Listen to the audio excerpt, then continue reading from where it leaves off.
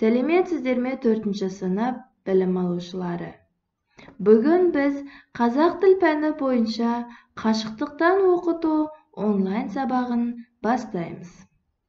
Тақырыбы осы шақ. Оқу мақсаттары. Мәтіннің тақырыбы мен мазмұнының өзара сәйкестігін анықтау және ондағы негізгі ойды тұжырымдау. Етістікті тиісті шақта, өткен шақ, келер шақ, осы шақта қолдану. Ендеше бейнежазбаны тамашалап, Бібішхан Текебаеваның өлең жолы мен үлкен тарауымызға шолу жасап өтейік. Табамын жерден керегін, аспанда зулап келемін. Аспан мен жерді жалғаған, шарықта көкте өлеңім. Биіктен туды көремін, өрелі менің өз елім. Еңсесі биік ақ орда, еңкейіп кіріп келемін.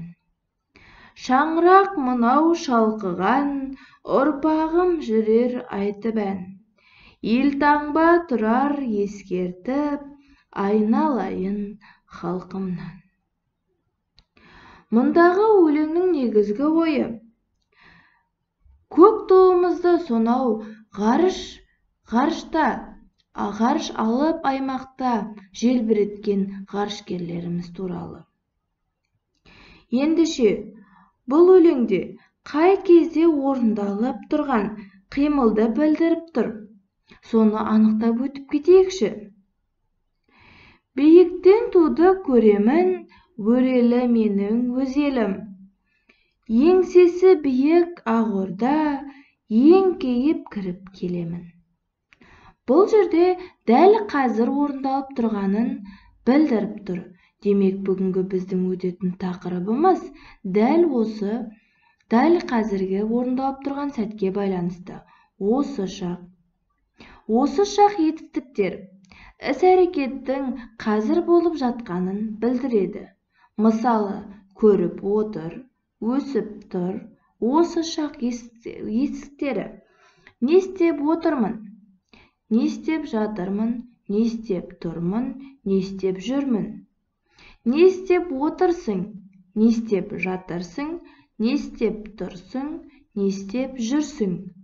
Не істеп отыр, не істеп жатыр, не істеп тұр, не істеп жүр деген сұрақтарға жауап береді.